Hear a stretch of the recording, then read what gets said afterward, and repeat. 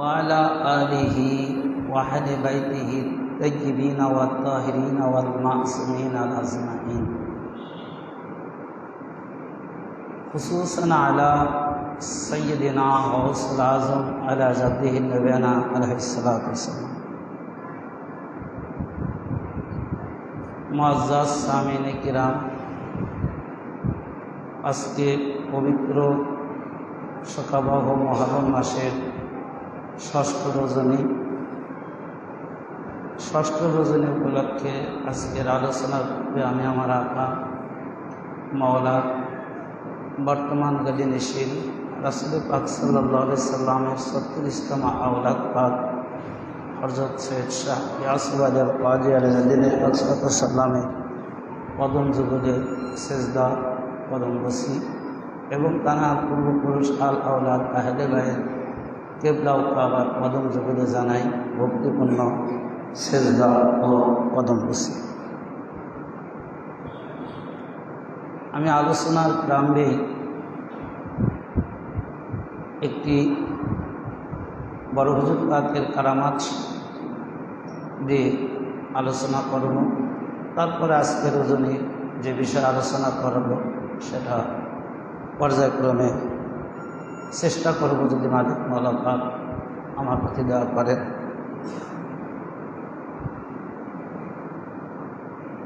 আমরা নিশ্চয়ই যারা এখানে হাজির হয়েছি, আসতে পেরেছি, যা আমরা দূর দূরান্ত থেকে অনেক পীর ভাই পীর বোনেরা আসে, তো এই জায়গায় যখন আমরা আসি, বাড়ির থেকে বের হই, এখানে উপস্থিত হওয়া, এখানকার কর্ম শেষ করে যতক্ষণ পর্যন্ত আমরা গন্তব্যস্থলে অর্থাৎ আমাদের জায়গাতে আমরা না ফিরি, ততক্ষণ পর্যন্ত আমরা তানার আয়ত্তে, তানার হেফাজতে থাকি যিনি গদিনশীল হুজুর পাক আছেন। যেমন আজকে আমরা এখানে এসেছি, বাড়ির থেকে যখন নিয়ত করে বের হয়েছি এবং কিভাবে বাড়ি যাব, কিভাবে কোথায় কীভাবে পৌঁছাবো, এর সমস্ত কিছু দেখভাল করছে বর্তমান হুজুর পাক। এটা বাস্তব সত্য। তারই একটি প্র্যাকটিক্যালি ঘটনা হুজুর পাকের জামানার একটি কারামত পাক বললে আপনারা বুঝতে পারবেন যে আসলে কতটুকু সত্য, তা আপনারা বুঝতে পারবেন যে কীরকম। আজকে দেখেন আমরা এখানে আসি, চিন্তা করি যে রাতে গাড়ি পাবো না, তাড়াতাড়ি শেষ করে দেয় না, চলে গেলে ভালো হতো, বিভিন্ন রকমভাবে আমাদের মনের ভিতর জাগে। এটা স্বাভাবিক, আমরা মানুষ, আমাদের জাগতেই পারি। কিন্তু আজকে আমি যে ঘটনাটা বলবো, এই ঘটনাটা শ্রবণ করার পরে আশা করি যদি আকীদা মানে বিশ্বাসিত মোহ, এখন আমি ওয়াজ করছি, এখন একজন বিশ্বাস করছে কি না করছে এটা তো আমি করাইতে পারবো না, আমি সত্য জিনিসটা জানাইতে পারি, চেষ্টা করছি। একজন লেখক রাইটার হুজুর পাকের জামানায় ছিলেন, নাম বলে আপনারা চিনবেন তারা অনেকেই, এ.কে.এম. গোলাম রসুল। তিনি খুব মুহিব্বানে আশিকান আহলে বাইত ছিলেন। তিনি যে সূর্যের অস্ত নেই প্রথম খণ্ড দ্বিতীয় খণ্ড দুটি কিতাবও লিখেছেন। তো যখন আমরা মেদিনীপুর পাকে যেতাম কলকাতায়, উনি আসতেন, ওনার সাথে অনেক কথাবার্তা হতো। ওনার মুখ থেকেই বড় হুজুর পাক কাবা কেবলার একটি কারামত পাক আমরা শুনেছিলাম যে এই যে আমরা আসি আর এই কারামত পাকটার মধ্যে যে তানারা যে আমাদের কতটা গুরুত্বের সাথে দেখে সেটাই স্পষ্টভাবে ফুটে উঠছে। তো উনি বলতেছেন যে আমি মাঝে মধ্যে হুজুর পাকের এখানে আসি। তার এক নাতি ছিল, তাকে ওই কলকাতায় একটা স্কুলে ভর্তি ছিল। ওই নাতিটা দেওয়ার পরে স্কুলে দিয়ে উনি বাদবাকি যতক্ষণ ক্লাস চলতো ওই সময় হুজুর পাকের ওখানেই কাটাতেন। তো একদিন উনি বলতেছেন কিন্তু হুজুর পাক যতক্ষণ পর্যন্ত অনুমতি না দিতেন ততক্ষণ তো যাওয়া যায় না। এটা এখনও জানেন যে হুজুর পাকদের ওখানে আমরা যারা যাই যতক্ষণ পর্যন্ত হুজুর পাক অনুমতি না দেন ততক্ষণ পর্যন্ত আমরা কোথাও বের হই না, যেখানে যাই কিছু করি তার অনুমতি সাপেক্ষেই করা হয়। তো একদিন উনি সেই দিন বড় হুজুর পাক ওনাকে বলছে যে তুমি দেরি করো, তোমার সাথে কথা আছে। তো বলছে এখন আর যেতে পারে না। এত সময় অতিবাহিত হয়ে যাচ্ছে যে স্কুল ছুটির টাইম শেষ, মানে আবার যাবে, স্কুল ছুটি হবে, বাচ্চাটা নিয়ে বাসায় যাবে। আর শহরের মধ্যে কীরকম বোঝেন, একটা বাচ্চা একা একইভাবে ছেড়ে দাও কতটা রিক্সের ব্যাপার না। উনি খুব চিন্তা করতেছেন যে হুজুর পাক কী বলতেছে, চাইল বললেও না, ছেড়েও দিল না, আবার নিজের থেকে বলবো তাও তো বলা যায় না। এই চিন্তা করতে করতে তখন যখন স্কুল টাইম চলে গেছে তখন তো তিনি আরও ঘাবড়িয়ে গেছেন যে হ্যাঁ আজকে আমার কি অবস্থা হবে না, মানে একেতে কি অবস্থা হতে পারে ওই রকম পরিবেশে। এখন ঠিক তিনি বলতেছেন যে অনেক সময় পর স্কুলের ছুটির উপরে প্রায় বিকালের দিক হুজুর পাক অনুমতি দিলেন যে ওকে যেতে বলো।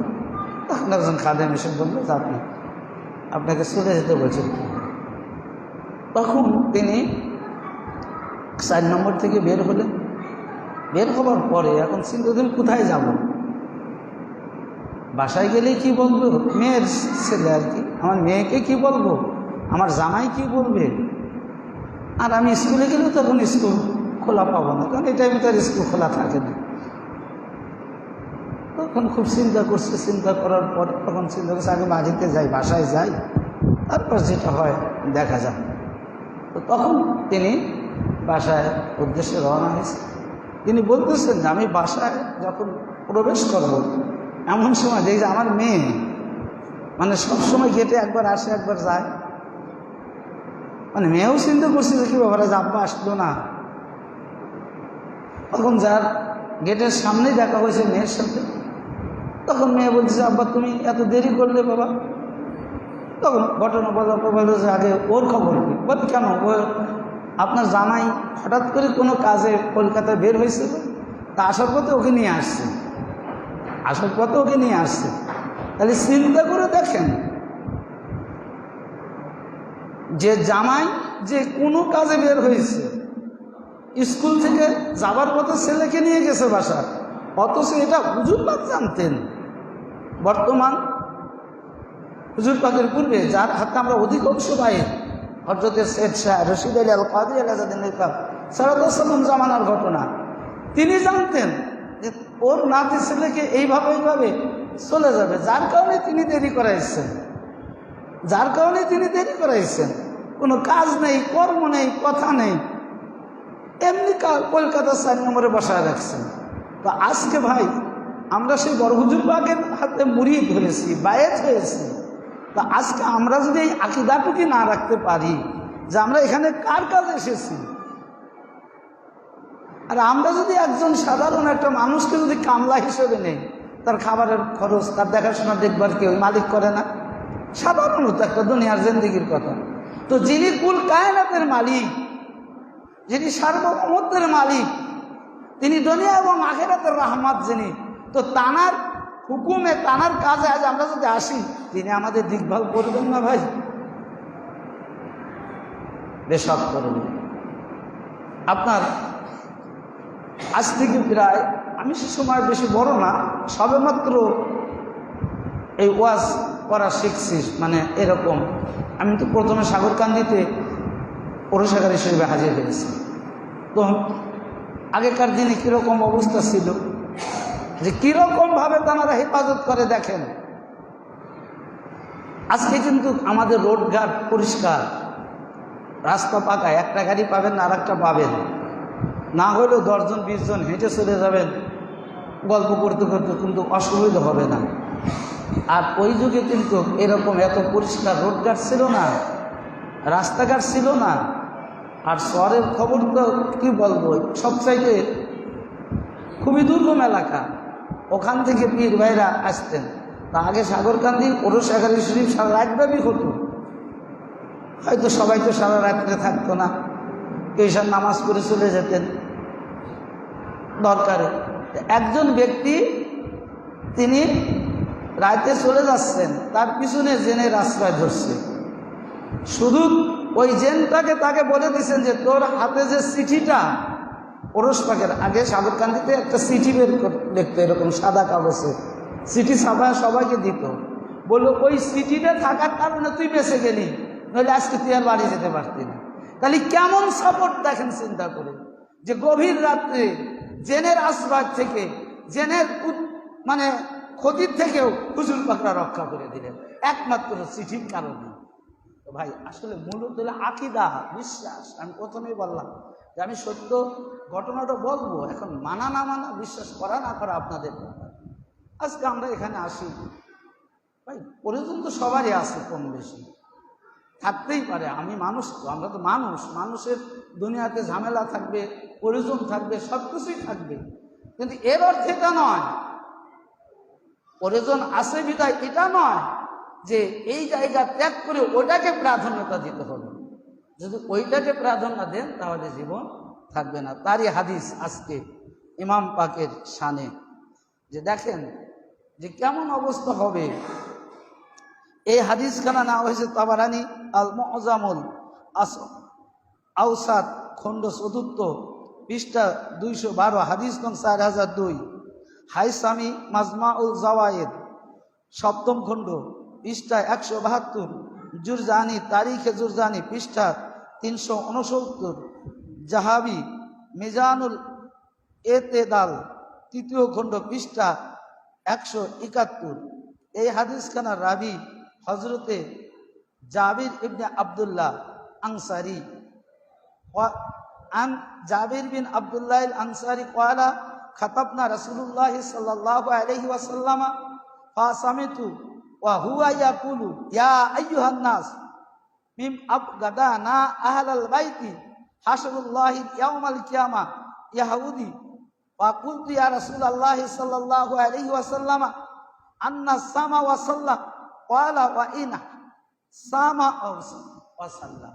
আজকে দেখেন হাদিস নববী 4টা কিতাব থেকে হাদিসখানা নেওয়া হয়েছে, যে আজকে ইমাম পাকদের দুশ্মনী ভিতরে রাখলে কি হবে, ইমাম পাকদের সাথে, আহলে বাইতের সাথে মহব্বত না রাখলে কি হবে, তারই শানে হাদিসখানা। হজরতে জাবির বিন আবদুল্লাহ আনসারী রাদিয়াল্লাহু তাআলা আনহু হইতে বর্ণিত। তিনি বলেন রাসূল পাক সাল্লাল্লাহু আলাইহি ওয়াসাল্লাম আমাদের সামনে ভাষণ দিলেন। তার থেকে আমি শুনেছি যে হুজুর পাক বলতে লাগলেন, হে লোক সকল, যারা আমার আহলে বাইতের সাথে দুশ্মনী রাখে, আল্লাহ তাআলা কিয়ামতের দিন তাদের হাসর ইহুদিদের জামাতের সাথে করবেন। তার মানে কি, আহলে বাইতের সাথে যাদের দুশ্মনী থাকবে, আহলে বাইতের সাথে যাদের মহব্বত থাকবে না, তাদের হাসর কাদের সাথে হবে? ইহুদিদের সাথে হবে। তো সাহাবীরা তাদের মধ্যে বললেন, আমি বললাম যে হে আল্লাহ রাসূল, যদিও তারা রোজা রাখে এবং নামাজ পড়ে। উত্তরে রাসূল পাক বললেন, যদি তারা রোজা রাখে এবং নামাজও পড়ে। তার মানে কি, যে নামাজ পড়বে, রোজা রাখবে, হজ করবে, যাকাত করবে, যত ইবাদত আছে সব ইবাদতই করবে, কিন্তু যদি আহলে বাইতের দুশ্মনী ভিতরে থাকে, তার সকল ইবাদত নষ্ট হয়ে যাবে। তার হাসর হবে কি? ইহুদি এবং ইহুদিদের সাথে। আজকে বর্তমান দেখেন আলেমরা দোয়া করলো না ইসরায়েলের জন্য, ফিলিস্তিনি মুসলমানের জন্য। আরে ইহুদিরা মারছে, আর দোয়া করছে কারা? যাদের হৃদয়ের মধ্যে আহলে বাইতের মহব্বত ছিল না, তারা দোয়া করছে। তাহলে এখন যার হৃদয়ের মধ্যে আহলে বাইতের মহব্বত নাই, যারা আহলে বাইতকে দুশ্মনী ভাবে, তাহলে তাদের দোয়া কিরকম হতে পারে? আবার পক্ষান্তরে কয়েকদিন আগে আপনারা যারা ইউটিউব দেখেন, যে এই যে গাজার উপর যে আক্রমণ করলো ইরান, একটা মুসলমান দোয়া করছে আয়াতুল্লাহ আল খামেনির জন্য। বরং মোল্লা মৌলবীরা কি করছে? ঘটার জন্য সিয়া তো মরলেই কি বাঁচলেই কি, ও তো মুসলমান না, নাউজুবিল্লাহ। কিন্তু তোমরা সিয়া কাকে বললে? কাকে তোমরা কি বললে? যা তোমরা যুগ যুগ ধরে যেটা করতে পারোনি, আয়াতুল্লাহ আল খামেনি 12 দিনই তার সে হাজার হাজার গুণ ক্ষতি করে দিছে ওই গাজাকে। চিন্তা করেন। সেই জন্য আরে ভাই দোয়া কবুল হবে কি? যাদের জন্য দোয়া তাদের মহব্বত যদি আমরা না রাখি তাহলে আমাদের দোয়া কবুল হবে কোথার থেকে? তো আজকে সেই জন্য আমি আপনাদের অনুরোধ করব যে আপনারা আমরা আজকে সৌভাগ্যবান যে আওলাদে রসুল পাক আমাদের প্রিয় মুর্শিদ এবং হক তরিকা যেটাকে বলা হয়, খাঁটি তরিকা যেটাকে বলা হয়, মালিক মাওলা পাক আমাদের সেই তরিকা পাকে দীক্ষিত করাইছেন এবং আমাদেরকে আজকে সেই তরিকাতের মূল রাস্তা দেখাইছেন। সম্মানিত উপস্থিতি, আমি পহেলা মহরম থেকে শুরু দ্বিতীয় রজনী থেকে শুরু করে কারবালার দিকে ইমাম পাকের যাওয়ার যে কিছু ঘটনা সংক্ষিপ্তভাবে আমি আপনাদের শোনাইছি। আজকে গতকালকেও আমি আপনাদের শোনাইছি হযরতে মুসলিম বিন আকিল আলাইহিস সালামের শাহাদাতের ঘটনা। তিনি তার দুই শাহজাদাকে সঙ্গে করে কুফাতে আসছিলেন। তো যখন তাকে শহীদ করে দেওয়া হলো, তার শাহাদত করা হলো কবে? যে ৯ জিলহজ অর্থাৎ বাবুল ৯ জিলহজ আরাফাতের ময়দানে যে দিনে হজরতে মুসলিম বিন আকিলকে শাহাদাত করা হয়েছিল। আর এই শাহাদাতের পরে তার দুইটা সন্তান ছিল, তিনি ওই দুইটা সন্তানকেই সঙ্গে নিয়ে সফর সঙ্গী হিসাবে গিয়েছিলেন, ইব্রাহিম এবং মুহাম্মদকে। তো এই তারিখে অর্থাৎ ৮ তারিখ যখন মুসলিম বিন আকিলকে শহীদ করা হয়, তার দুই শাহজাদা কাজী শারঈদ ঘরে রেখে গিয়েছিলেন, অর্থাৎ উম্মে হানিকে উদ্ধার করার জন্য। তো ইবনে জিয়াদ এদিকে খবর দিল, যে পুরস্কারের ঘোষণা দিল যে মুসলিম বিন আকিলের দুই শাহজাদাকে যারা কি করবে, খবর দিবে এবং নিয়ে আসবে, তাহলে তাদেরকে কি করবে, তাদের পুরস্কৃত করবে। তো যাই হোক, এই দুই শাহজাদার সাথীর ঘরে ছিলেন এবং যখন খবর এলো, আগে বলেনি যে তার বাবা শাহাদাত লাভ করেছে, যখন এই খবরটা দুই শাহজাদার কাছে পৌঁছানোর সাথেই তারা খুব কান্না করলেন, মাতাম করলেন। এমনকি দুই ভাই কান্না করতে করতে জ্ঞান শূন্য হয়ে জমিনের মধ্যে পড়ে গেলেন। তো যখন জ্ঞান ফিরল, তখন কাজী শারঈদ দুই বাচ্চাকে বোঝাতে লাগলেন এবং বললেন যে আপনারা জোরে জোরে কান্না করবেন না। যদি আপনারা জোরে জোরে কান্না করেন, যদি ইয়াজিদের লোক জিয়াদ যদি খবর পায় যে আপনি এখানে আছেন, তা আপনাদের তো ওরা ছেড়ে দেবে না, শাহাদাত করবে, সাথে আমাকে ওরা শেষ করে দেবে। তবে আমি ভয় করি না, আমার জীবন চলে গেলেও আমি জীবনের মায়া করি না, আমার ধন সম্পদ চলে গেলেও আমি আমার ধন সম্পদের মায়া করি না। কারণ আমি আপনাদের সেবায় যদি আমার জীবনটা শেষ হয়ে যায়, সেটাই হবে আমার সবচাইতে সাফল্য এবং সার্থক। তো এই কথা বলে তখন তিনি বললেন যে আমি চেষ্টা করব আপনাদেরকে মদিনায় দ্রুত গতিতে পাঠানোর জন্য, এবং যাতে আপনি মদিনাতে শান্তিভাবে যেতে পারেন, আমি সেই চেষ্টাটা করব। তখন তিনি কি করলেন, তার সন্তান আসাদ অর্থাৎ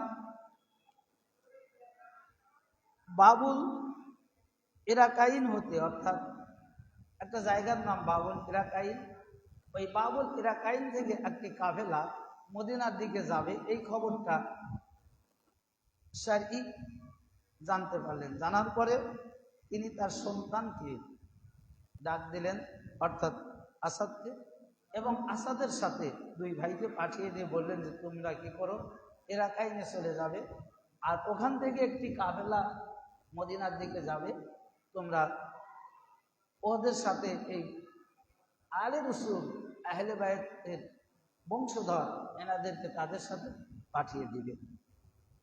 তো সঙ্গে সঙ্গে ছেলে রওনা দিলেন, কিন্তু ভাগ্যের পরিহাস, তারা শাহাদাত লাভ করবে।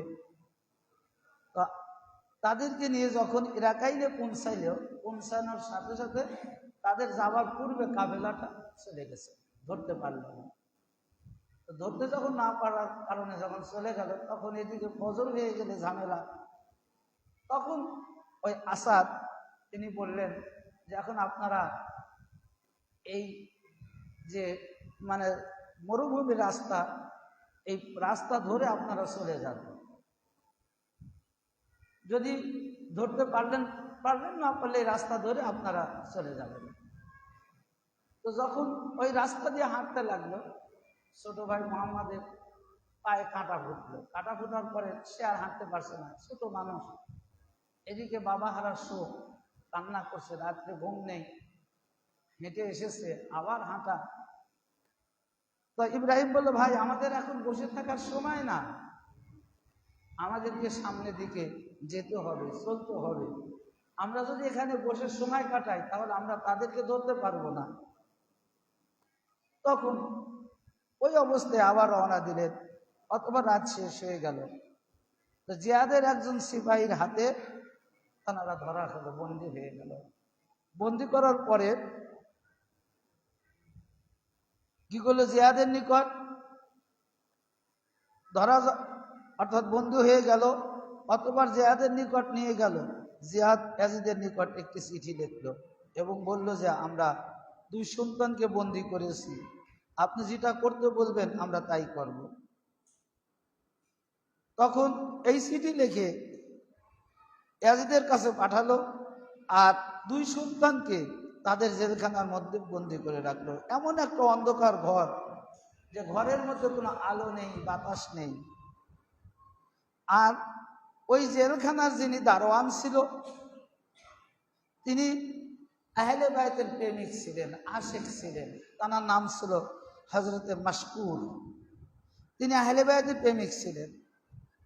অর্থাৎ যখন দুই ভাইকে ওই অন্ধকার ঘরে কুটিরের মধ্যে আটকা দেওয়া হলো, আটকানোর পরে তারা খুব কান্না করতে লাগলো। আলো নেই, বাতাস নেই, চতুর্দিকে। তখন মাশকুর কি করলেন, তাদের খাওয়ালেন, তাদের পান করালেন। করায় তিনি বললেন যে আপনারা জোরে কান্না করেন না, একটু কষ্ট করে এখানে থাকেন, আমি আপনাদেরকে এখান থেকে বের করার ব্যবস্থা করে দিচ্ছি। আর কাদিসিয়াতে আমার এক ভাই আছে, আমি এই আংটিটা দিয়ে দেব, এই আংটিটা যদি আপনারা আমার ভাইকে দেখান, তখন আমার ভাই আপনাদেরকে মদিনায় পাঠানোর ব্যবস্থা করবে। তো রাত্রে তখন এই মাশকুর, দেখেন আজকে আহলে বাইতের প্রেমিক কিরকম, চাকরির সুবাদে জেলখানার দারোয়ান। তো নিজে জানে কিন্তু যে আজকে আমি যদি এনাদেরকে ছেড়ে দেই, নির্ঘাত শহীদ, এর মধ্যে কোনো সন্দেহ নেই। জানার পরেও কি করলেন, নিজের জীবনের তাওয়াক্কাল করলেন না, নিজের জীবনের মায়া করলেন না। তিনি কি করলেন, তাদেরকে বের করলেন, মুক্ত করলেন। জেলখানা থেকে বের করে হাতের আংটি দিয়ে তাদেরকে ওই রাতারাতির মধ্যে পাঠিয়ে দিলেন। পাঠিয়ে দেওয়ার পরে কিন্তু এমন যে তারা যতই হাঁটে, যখন রাত শেষ হয়ে যায় দেখে যে ওই জায়গায় আছে। মদিনার রাস্তা তারা খুঁজে পায় না, সারা রাত হাঁটে। সেদিনও রাত শেষ হয়ে গেল। শেষ হওয়ার পরে এখন দিনের আলো বের হয়ে আসছে। তখন ইব্রাহিম বলছে যে ভাই এখন কি করা যায়, চলো আমরা একটা পুকুরের ধারে, অর্থাৎ একটু জঙ্গল এবং ছোট্ট একটা পুকুর, এর মতো পানির ঝর্ণা ছিল, ওখানে গিয়ে তারা আশ্রয় নিল একটা গাছের আড়ালে। তো যখন গাছের আড়ালে যখন আশ্রয় নিল, তো ওনাদের ছায়া, ওই আগে গাছের ছায়া পড়তো, তো যখনই গাছের আড়ালে যখন ওনারা ঘুমিয়েছে আশ্রয় দিছে, ওনাদের ছায়া ওই পানির মধ্যে পড়ছে। তো ওই পানি ওখান থেকে একজন দাসী তার মালিক আনার জন্য পানি নিতেন রোজ, পান করাতেন গোসল করার জন্য। এখন হঠাৎ করে দেখে যে ওই একটা দুইটা বাচ্চার ছায়া, তখন ওই বাচ্চার কাছে গেলেন, অর্থাৎ ওখানে গেলেন, যে দেখে যে মোহাম্মদ আর ইব্রাহিম দুই ভাই, এক ভাই আর এক ভাই জড়িয়ে শুয়ে আছে। তখন জিজ্ঞাসা করলো যে তোমরা কারা? তখন তারা তাদের হাল হাকিকাত বললেন। বলার পরে তিনি কি করলেন, তিনি তাদেরকে নিয়ে ওই মালিকা যার পানি দিচ্ছে, যার দাসী ছিলেন, তার কাছে নিয়ে গেলেন। তো নিয়ে যাওয়ার পরে দাসীরও খুব মায়া হলো, খুব মায়া হলো। আর তাদের চেহারা তো অন্যরকম, তাদের চেহারা ছিল খুবই সুন্দর। তো নিয়ে যাবার পরে তখন তিনি তাদেরকে খাওয়ালেন এবং একটি কামরার মধ্যে রেখে দিলেন, যে কামরার মধ্যে কেউ খোঁজ পায় না। তো এদিকে তার স্বামী হারেস রাত্রে বাড়ি আসছে।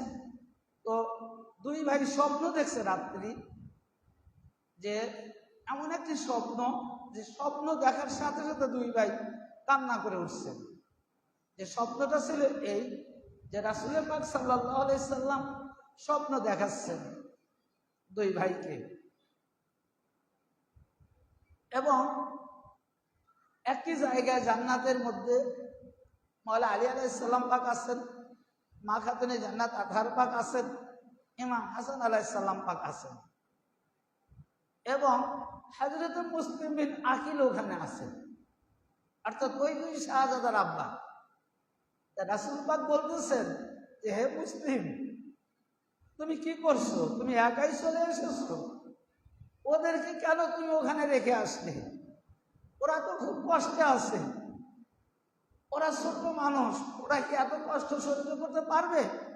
আর তুমি তাদেরকে রেখে আসলে, তুমি তাদেরকে নিয়ে আসতেই পারতে। ঠিক এই শব্দ, এই কথাটা যখন হুজুর পাক হযরত মুসলিম বিন আকিলকে বলছে, আর সঙ্গে সঙ্গে দুই ভাই চেতন হয়ে গেছে। চেতন হওয়ার সাথে সাথে দুই ভাই কি একটু কান্না করে উঠছে। তো এখন বড় ভাই ছোট ভাইকে বলতেছে যে ভাই তুমি কান্না করলে কেন? তো ছোট ভাই বড় ভাইকে বলছে আপনি কান্না করলেন কেন? তখন তারা স্বপ্নের কথা বললেন। তো দুই ভাই যখন, এক ভাই যখন স্বপ্নের কথা প্রকাশ করার সাথে তারা বলছে ভাই আমিও স্বপ্ন দেখেছি, একই স্বপ্ন দেখলাম দুই ভাই। তখন বড় ভাই বলতেছে যে আমাদের কষ্টের দিন শেষ হয়ে গেছে, আমরা ওয়াসি নেই, আমার বাবার কাছে আমরা চলে যাব ভাই, আর একটু ধৈর্য ধারণ করে থাকো, আমরা অল্প সময়ের মধ্যেই আমরা আমার বাবার কাছে আমরা চলে যাব। তো যখন এই কথা বলে দুই ভাই খুব কান্না করতেছে, তো সেই কান্নার আওয়াজ যখন হারেস শুনতে পেল, তখন সে তার স্ত্রীকে জিজ্ঞাসা করলো। স্ত্রীকে জিজ্ঞাসা করার পরে তখন একেবারে খুব জোরালো ভাবে, যখন নাসর, যেহেতু ওদের হৃদয়ে তো কোনই নাই, মহব্বত নেই, মায়া নেই, তখন জোরপূর্বক ঘরের মধ্যে গিয়ে দেখে হযরতে আকিল আলাইহিস সালামের দুই শাহজাদা, এক ভাই আর এক ভাইকে জড়িয়ে ধরে খুব কান্না করছে। আর তখন তাদেরকে নিয়ে বের হলো। স্ত্রী বাধা দিয়ে স্ত্রীকে শহীদ করে দিলেন। স্ত্রী কি করলো, তার দুটো সন্তান ছিল, দুই সন্তানকে হুকুম করছিল যে আমার জীবনের দিয়ে যেহেতু আমি রক্ষা করতে পারি নাই, তোমরা তোমাদের জীবন দিয়ে হলেও ওই দুই শাহজাদাকে রক্ষা করো, এবং ওই দুই শাহজাদাকে তোমরা মদিনার দিকে পাঠাও। এনারা আলে রাসূল, রাসূল পাকের আওলাদ পাক, এনাদেরকে রক্ষা করা আমাদের ইবাদী নৈতিক দায়িত্ব। এনাদেরকে যদি আমরা রক্ষা করতে পারি, রোজ মাহশারের দিন আমরা কি করব, আল্লাহর রাসূল আমাদের সুপারিশ করবে। আর এনাদেরকে যদি আমরা বিপদের মধ্যে ছেড়ে দেই, তাহলে আমরা ধ্বংস হয়ে যাব, দুনিয়াতেও ধ্বংস হয়ে যাব, আখিরাতেও ধ্বংস হয়ে যাব। তখন দুই ভাই বাবার সাথে যুদ্ধ করলেন, কিন্তু যুদ্ধ করে শহীদ হয়ে গেলেন। শহীদ হবার পরে আজকে চিন্তা করে দেখেন, একটা নদীর তীর দিয়ে দুই ভাইকে নিয়ে যাচ্ছে। এখন ও চিন্তা করছে যে আমি যদি এদেরকে জীবিত নেই তাহলে তো শত্রু এসে আক্রমণ করতে পারে, আচ্ছা আমি কি করি, এদেরকে শহীদ করে দিই। তো সেই নদীর তীরে গিয়ে যখন বলে যে তোমাদের এই পর্যন্তই গন্তব্য শেষ, এখন বলো কে আগে শহীদ হবে। ছোট ভাই বলতেছে আমি আগে হই। বড় ভাই বলতেছে না আমি আগে হই, আমি বড় ভাই, তোমার শাহাদাত দেখবো, এটা হতে পারে না, আমি আগে শহীদ হই, তারপরে তুমি। তারপরেও দেখেন ওই পাপিষ্ঠ মুনাফিক কাফির বেঈমান, ওর হৃদয়ের মধ্যে কোনো মায়া নেই, মহব্বত নেই। সে কি করলো, বড় ভাইকে শহীদ করে তাকে নদীতে তার দেহটা ফেলিয়ে দিল। অতঃপর ছোট ভাইকে শাহাদাত করে দুইটা দেহ নদীর মধ্যে যখন নিক্ষেপ করল, সবচাইতে বড় আশ্চর্যের বিষয় হলো ওই নদীর স্রোত যেদিকে গিয়েছে কিন্তু তাদের দেহ মোবারক তার উল্টা দিকে চলে গেছে। এমনি করে দুই ভাই রাসূল পাকের কলিজার টুকরা ইমাম হুসাইন আলাইহিস সালাম পাকের জন্য নিজেদের তাজা প্রাণ তারা বিসর্জন দিয়ে রাসূল পাকের সেই স্বপ্নের সত্য যাচাই করে তারা দুনিয়ার জিন্দেগি ত্যাগ করে পর্দা নিলেন। তো সম্মানিত উপস্থিতি, কারবালার মহল্লার প্রত্যেকটা ঘটনা হৃদয় বিদারক। এই ঘটনাগুলো আজকে জানারা আমরা এই জন্য আপনাদের মাঝে বর্ণনা করি যেন ইমাম পাকদের প্রতি ভালোবাসা মহব্বত আরো আমাদের হৃদয়ের মাঝে জাগ্রত হয়। মহান আল্লাহ রাব্বুল আলামিন আমাদের আপনাদের সবাইকে যেন পবিত্র ইমাম পাকের কদম পাকের ধূলিকণা এবং গোলাম করে এই দুনিয়ার জিন্দেগি থেকে শেষ বিদায় নেওয়ার তৌফিক দান করুন। সবাই বলুন আমিন। আমা তৌফিক ইল্লা বিল্লাহ। আসসালামু আলাইকুম ওয়া রাহমাতুল্লাহি ওয়া বারাকাতুহু। সুবহানাল্লাহুম্মা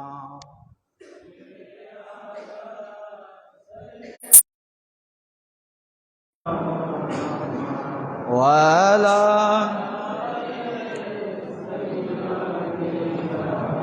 শাফিয়া মাদাল্লাহ।